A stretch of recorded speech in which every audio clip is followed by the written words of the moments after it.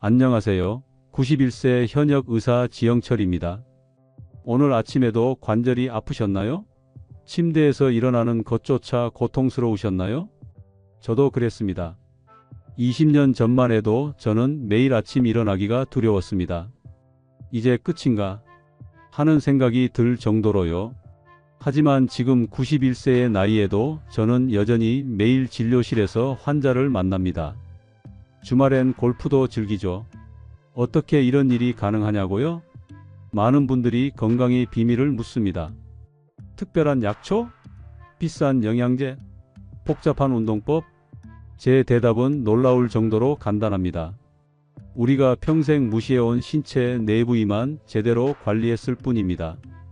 여러분, 솔직히 말씀드려 보겠습니다. 70대, 80대가 되면서 우리는 많은 것을 포기합니다.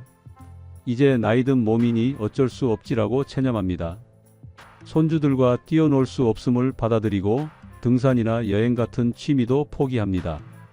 가끔은 내일 아침에 과연 일어날 수 있을지 걱정하며 잠자리에 듭니다. 그 심정 저도 너무나 잘 압니다. 하지만 60년 넘게 의사로 살아오면서 저는 한 가지 놀라운 사실을 발견했습니다. 건강하게 오래 사는 사람들은 모두 특정 신체 부위 관리에 공통적으로 신경을 쓴다는 것입니다. 오늘 이 이야기를 끝까지 들으신다면 어쩌면 여러분의 남은 인생이 완전히 달라질 수 있습니다. 이미 늦었다고 생각하시나요? 절대 그렇지 않습니다. 제 말을 믿으세요. 그리고 더 많은 건강 비결을 계속 받아보시려면 지금 바로 구독 버튼을 눌러주세요. 알림 설정도 해두시면 제 다음 건강 비결을 놓치지 않으실 겁니다. 이 영상이 도움이 되셨다면 좋아요 버튼도 꼭 눌러주세요. 여러분의 작은 응원이 저에게는 큰 힘이 됩니다. 자, 이제 제가 60년간의 의료 경험을 통해 발견한 놀라운 건강 비밀을 함께 나눠볼까요? 인체는 하나의 연결된 시스템입니다. 그중 몇몇 부위는 마치 고속도로의 주요 교차로처럼 전신의 건강에 결정적 영향을 미칩니다. 제가 발견한 4가지 부위 관리법은 놀랍도록 간단합니다. 매일 단 몇 분만 투자해도 신체 기능이 원활해지고 면역력이 강화되며 에너지가 넘치게 됩니다. 그 4가지 부위는 바로 발, 겨드랑이, 허벅지 안쪽, 등과 두피입니다. 이 부위들이 왜 그렇게 중요할까요? 단순히 위생 차원을 넘어 이 부위들은 우리 몸의 주요 혈관과 림프절, 신경계가 집중된 곳입니다. 이 부위들의 관리 상태가 전신 건강을 좌우한다고 해도 과언이 아닙니다. 75세 이후에도 활기차게 살고 싶으신가요? 그렇다면 지금부터라도 이 4부위에 관심을 가져야 합니다. 우리는 흔히 피부주름, 백발, 관절통을 나이 들매 불가피한 증상으로 여깁니다. 하지만 제 60년 의학 경험에 비추어 말씀드리자면 이런 증상들 대부분이 제대로 된 신체 관리만으로도 크게 개선될 수 있습니다. 나이가 들었다는 이유로 포기하지 마세요. 지금 시작해도 결코 늦지 않습니다. 오히려 나이가 많을수록 이 관리법의 효과는 더 뚜렷하게 나타납니다. 이제 제가 60년간의 의료 현장에서 발견한 4가지 부위 관리법 하나씩 자세히 알려드리겠습니다.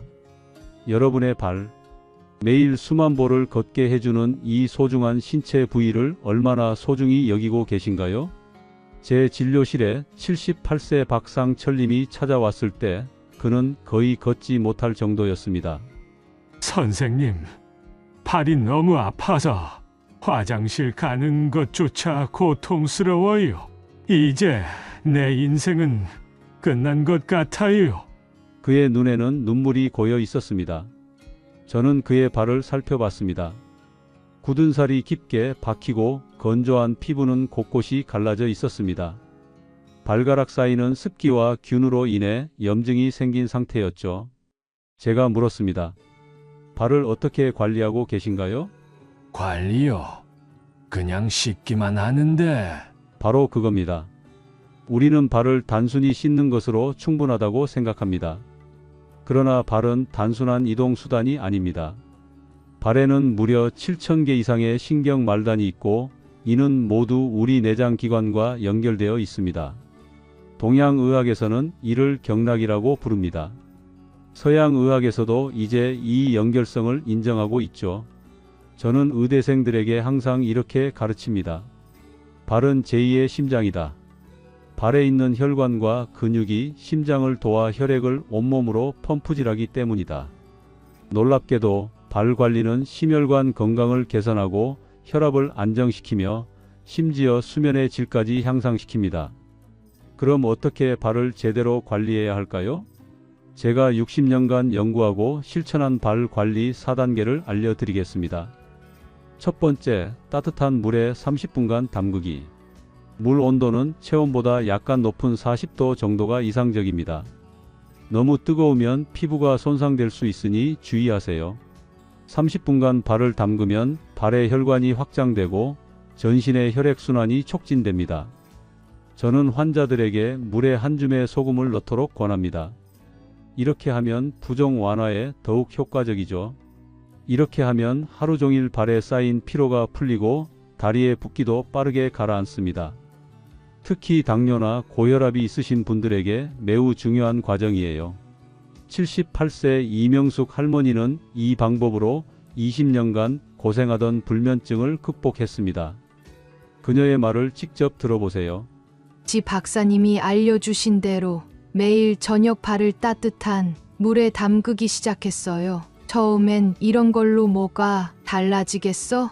싶었는데 일주일 만에 달라지더라고요. 30년 만에 처음으로 약 없이 깊은 잠을 잘 수 있었어요. 두 번째, 발바닥을 부드럽게 마사지하기. 발바닥에는 전신의 장기와 연결된 반사구가 있습니다. 이 부분을 부드럽게 마사지하는 것만으로도 내장 기관의 활동을 촉진할 수 있어요. 저는 매일 아침 눈을 뜨자마자 그리고 저녁에 잠들기 전 발바닥 마사지를 합니다. 손가락 끝으로 발바닥을 원을 그리듯 마사지하세요. 특히 발뒤꿈치와 발가락 사이의 발볼 부분을 중점적으로 마사지하면 좋습니다. 제 환자 중 한 분은 이 마사지 덕분에 15년간 고생하던 변비가 해결됐습니다. 이 부분을 매일 5분씩 마사지하는 것만으로도 소화 기능이 개선되고 숙면을 취하는 데 큰 도움이 됩니다. 세 번째, 발가락 사이까지 꼼꼼히 세척 후 완전히 건조하기. 많은 분들이 간과하는 부분입니다.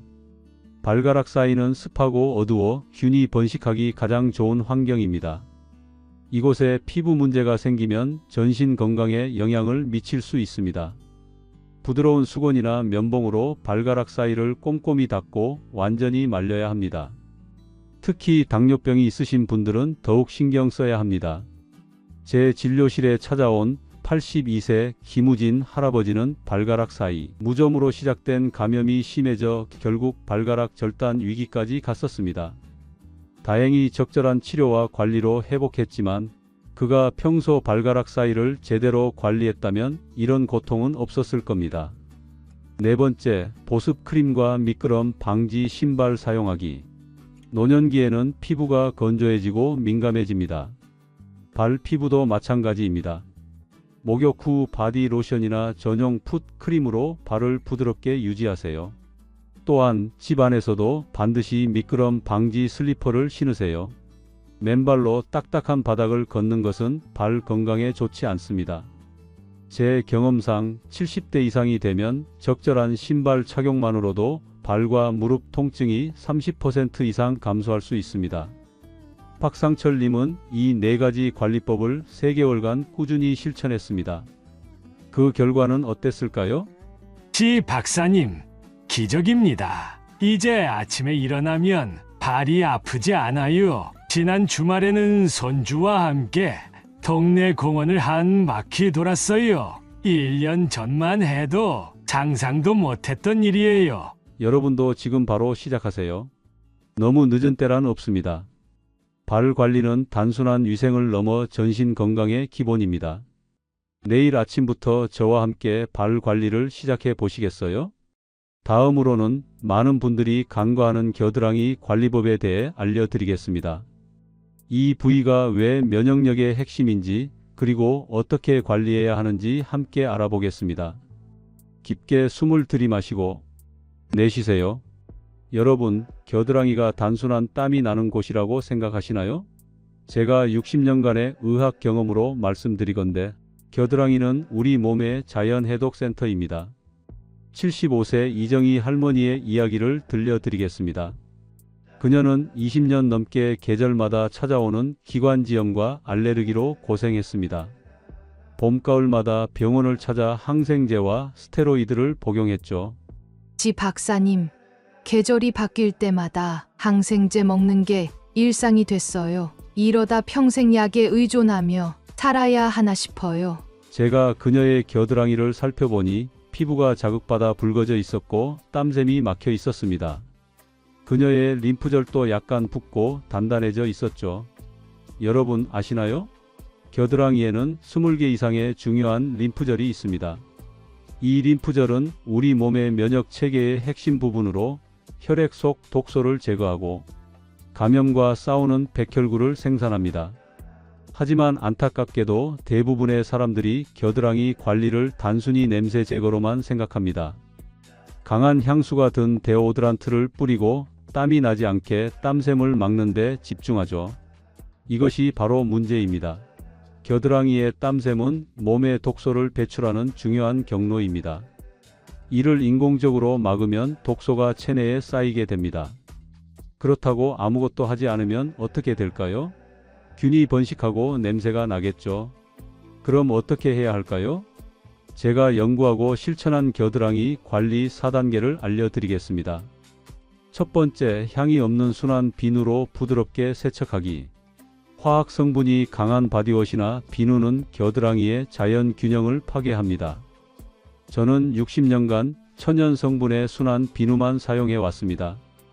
따뜻한 물로 겨드랑이를 적신 후 순한 비누로 원을 그리듯 부드럽게 닦으세요.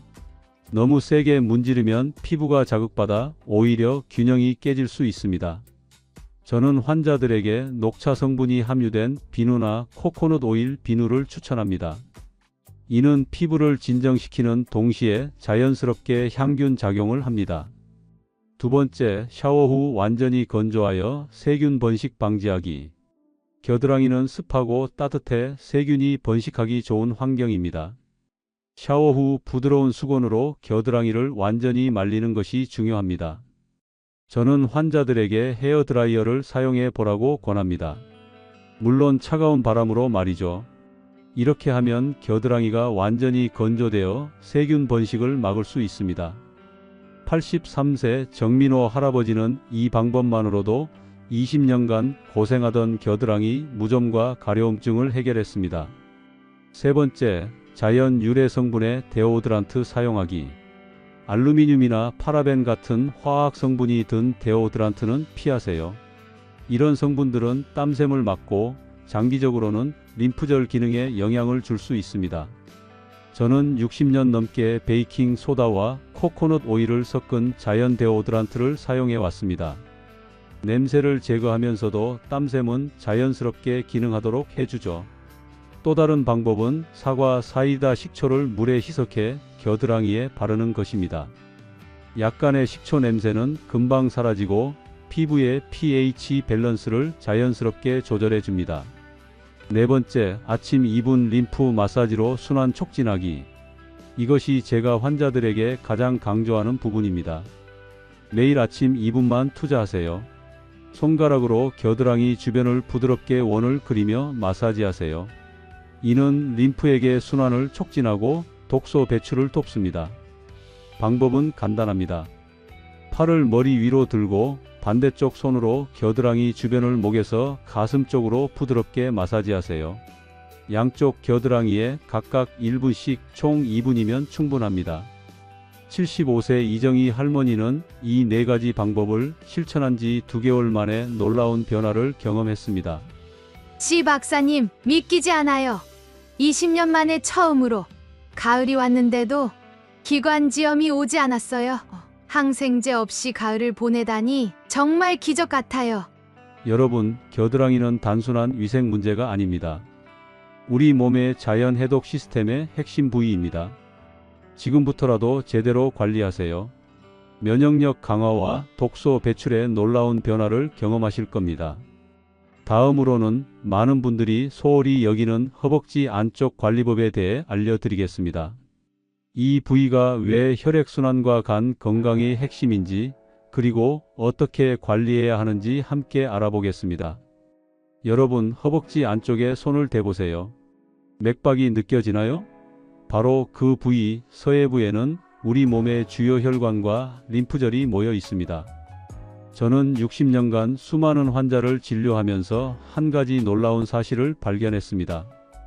허벅지 안쪽의 건강 상태는 간 기능과 혈액순환에 직결된다는 것입니다. 71세 김영희 할머니의 이야기를 들려드리겠습니다. 그녀는 매일 밤 다리가 붓고 저리는 증상으로 고통받았습니다. 수면제 없이는 잠들 수 없을 정도였죠. 지 박사님, 밤마다 다리가 저려서 잠을 못 자요. 여러 병원을 다녀봤지만 원인을 못 찾겠다고 하더라고요. 저는 그녀의 허벅지 안쪽을 살펴봤습니다. 피부는 건조하고 갈라져 있었으며 서해부의 림프절이 약간 붓고 단단해져 있었습니다. 혈액 검사 결과 간 수치도 약간 높았죠. 여러분, 허벅지 안쪽은 단순한 피부가 아닙니다.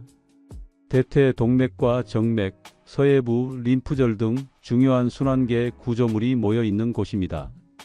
이 부위의 혈액순환이 원활하지 않으면 다리 부종, 정맥류, 심지어 간 기능에도 영향을 미칠 수 있습니다.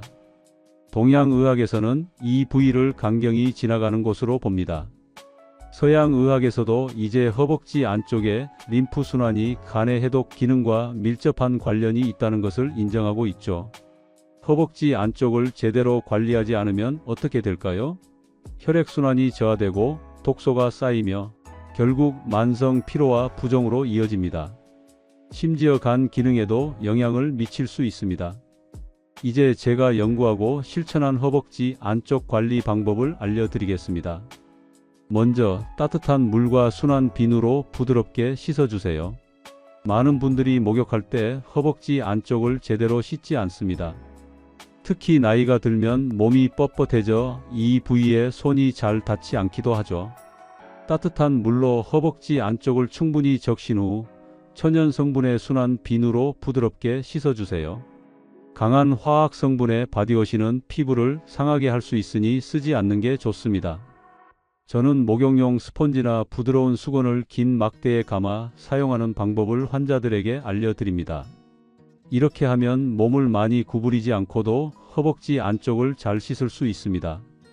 두 번째로, 씻은 후에는 통기성 좋은 면으로 된 옷을 입어주세요. 허벅지 안쪽은 습하고 따뜻해 피부 문제가 생기기 쉬운 곳입니다.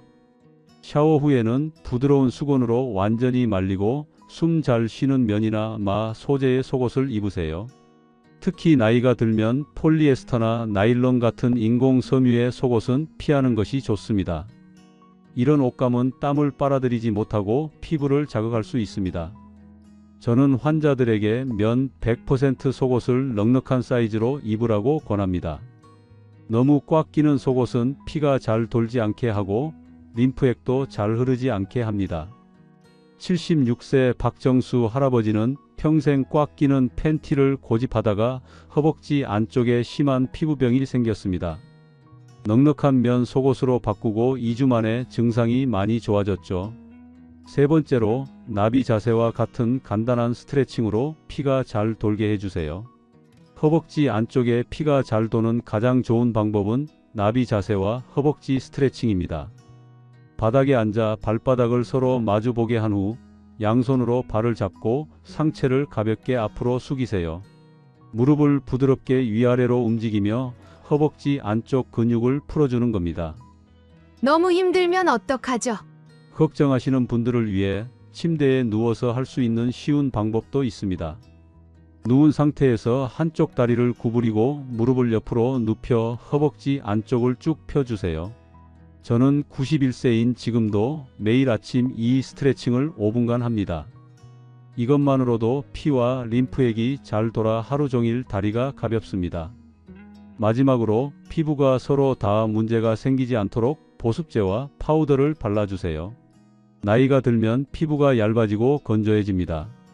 특히 허벅지 안쪽은 마찰이 많은 부위라 잘 관리해야 합니다.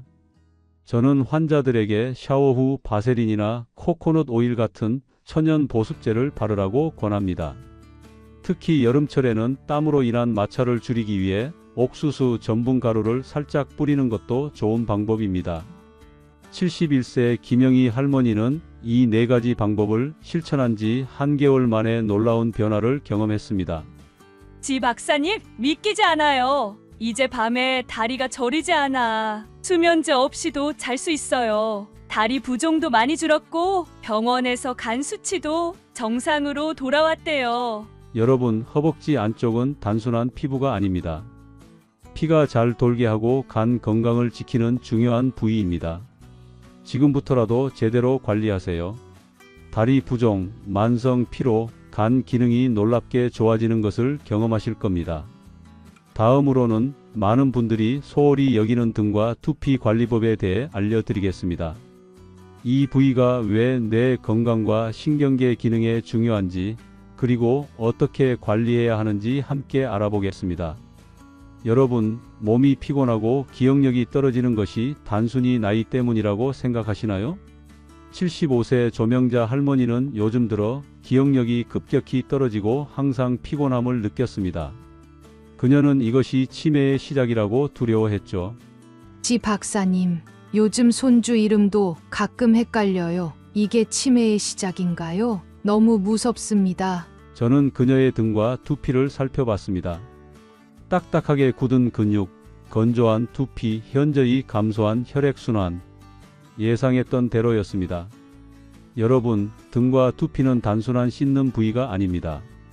이 부위는 중추 신경계와 직접 연결되어 있으며 뇌로 가는 피의 공급에 중요한 역할을 합니다. 의학적으로 볼 때 목과 등 위쪽의 근육은 뇌로 가는 혈관과 신경에 직접적인 영향을 미칩니다. 이 근육들이 뭉치면 뇌로 가는 피의 흐름이 감소하고 결과적으로 기억력과 인지 기능이 떨어집니다. 두피도 마찬가지입니다. 두피의 건강은 뇌 건강과 직결됩니다. 두피에 피가 잘 돌지 않으면 뇌로 가는 영양 공급이 감소하고 이는 생각하는 기능이 떨어지는 원인이 될 수 있습니다. 이제 제가 연구하고 실천한 등과 두피 관리 방법을 알려드리겠습니다. 먼저 미지근한 물과 부드러운 브러쉬로 등을 씻어주세요. 목욕할 때 대부분의 사람들은 등을 제대로 씻지 못합니다. 특히 나이가 들면 팔이 뻣뻣해져 등 전체에 손이 닿지 않는 경우가 많죠.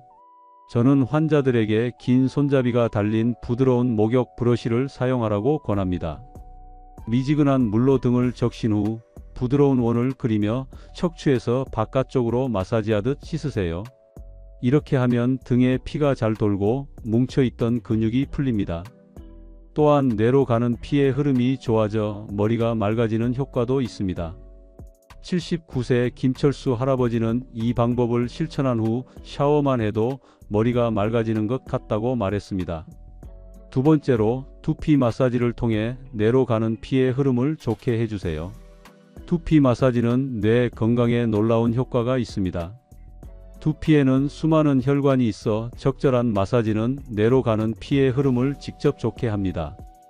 저는 매일 아침과 저녁 손가락 끝으로 두피 전체를 부드럽게 마사지합니다. 방법은 간단합니다. 손가락 끝으로 두피를 부드럽게 원을 그리며 5분간 마사지하세요. 이때 너무 세게 누르지 마세요. 샴푸할 때도 두피를 부드럽게 마사지하듯 씻으면 좋습니다. 특히 뒤통수와 관자놀이 부근은 뇌로 가는 중요한 혈관이 지나는 곳이니 신경 써서 마사지해 주세요. 75세 조명자 할머니는 이 마사지를 시작한 지 2주 만에 머리가 맑아지고 기억력도 좋아진 것 같다고 말했습니다. 세 번째로 아침에 간단한 스트레칭으로 척추를 유연하게 유지하세요. 척추는 우리 신경계의 고속도로입니다. 척추의 유연성은 온몸의 신경 전달과 피의 흐름에 직접적인 영향을 미칩니다. 저는 91세인 지금도 매일 아침 5분간 간단한 척추 스트레칭을 합니다. 방법은 쉽습니다. 침대에 앉아 천천히 머리를 좌우로 돌리고 앞뒤로 움직여 보세요. 그런 다음 어깨를 천천히 돌리고 상체를 천천히 옆으로 구부려 보세요. 너무 어려워요. 걱정하시는 분들을 위해 침대에 누워서 할 수 있는 더 쉬운 방법도 있습니다. 무릎을 구부린 채 누워서 엉덩이를 살짝 들어 올렸다 내리는 것만으로도 허리 척추의 유연성을 유지할 수 있습니다. 저의 오랜 환자 중 한 분인 83세 박영호 할아버지는 이 스트레칭을 시작한 지 한개월 만에 15년간 시달렸던 만성 요통이 크게 좋아졌다고 합니다. 마지막으로 저녁 시간에 5분만 마사지를 하면 깊은 잠을 잘 수 있습니다. 잠자기 전 5분간의 등과 목 마사지는 깊은 잠을 자는데 큰 도움이 됩니다. 이는 척추를 따라 달리는 뭉친 근육을 풀어주고 중추 신경계를 편안하게 해주는 효과가 있습니다.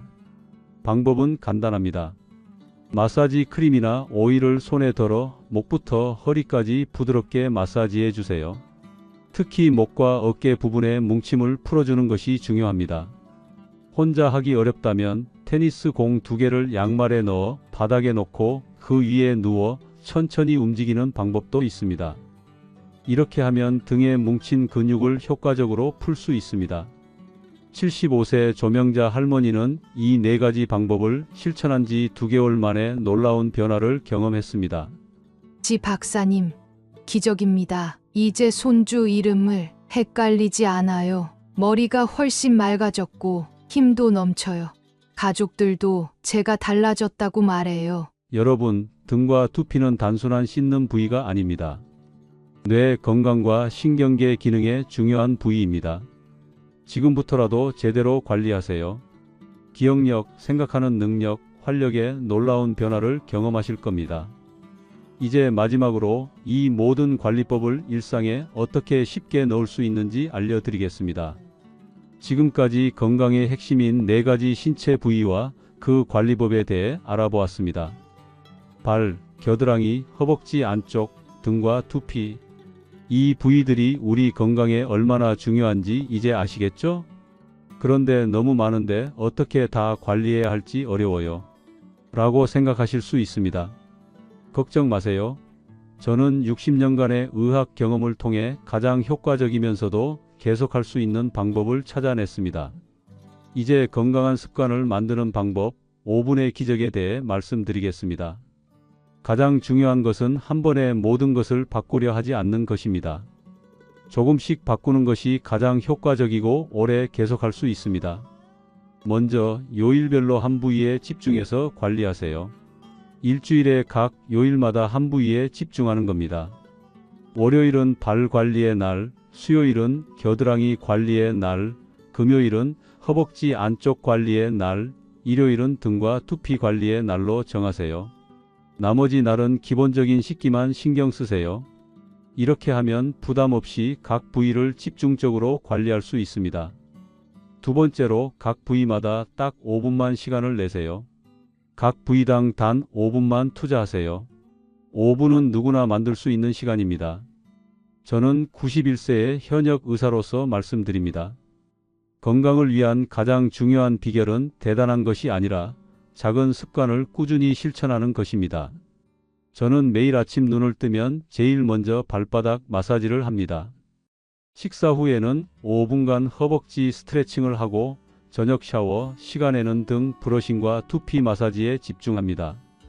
이 모든 것이 하루 15분도 채 걸리지 않습니다.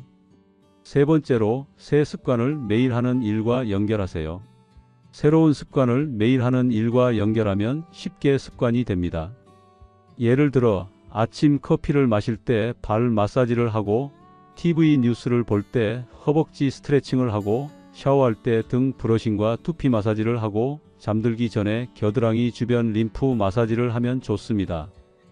이렇게 하면 시간이 없다는 핑계를 대지 않게 됩니다. 마지막으로 조금씩 바꾸는 힘을 믿으세요. 너무 늦었어. 절대 그렇지 않습니다. 저는 60년 넘게 수많은 노인 환자를 진료해 왔습니다. 가장 놀라운 변화를 보인 환자들은 80대, 심지어 90대에 이런 관리법을 시작한 분들이었습니다. 86세 박정희 할머니는 4가지 부위 관리법을 시작한 지 6개월 만에 혈압약 양을 절반으로 줄였고 10년간 시달렸던 잠 못 자는 문제도 해결했습니다. 지 박사님, 80대 중반에 이렇게 건강해질 수 있다니 꿈만 같아요. 이제는 매일 아침이 기다려져요. 93세 이상철 할아버지는 이 방법으로 오랜 통증을 크게 줄이고 지팡이 없이 걸을 수 있게 되었습니다. 늦게 배운 도둑질이 무섭다더니 늦게 배운 건강법이 이렇게 효과가 좋을 줄 몰랐습니다. 손주와 함께 공원을 산책할 수 있다는 게 얼마나 행복한 일인지 모릅니다. 마지막 조언입니다. 꾸준히 하는 것이 가장 중요합니다. 여러분, 저는 91세의 현역 의사로서 자신 있게 말씀드립니다. 건강하고 오래 사는 비결은 어렵지 않습니다. 단지 우리가 평생 소홀히 여겼던 신체 부위들에 관심을 기울이는 것뿐입니다. 오늘부터 시작하세요. 발, 겨드랑이, 허벅지 안쪽, 등과 두피, 이 네 가지 부위만 제대로 관리해도 여러분의 건강은 놀라운 변화를 경험할 것입니다. 작은 변화가 인생을 바꿉니다. 저는 91세에도 여전히 환자를 진료하고 매주 산에 오르며 손주들과 놀아줄 수 있는 체력을 유지하고 있습니다. 여러분도 할 수 있습니다. 이 영상이 도움이 되셨다면 좋아요와 구독, 그리고 주변 분들에게도 꼭 알려주세요. 다음 영상에서는 나이 들어도 기억력을 지키는 10가지 방법에 대해 알려드리겠습니다. 건강한 하루 보내세요. 지영철 박사가 응원합니다.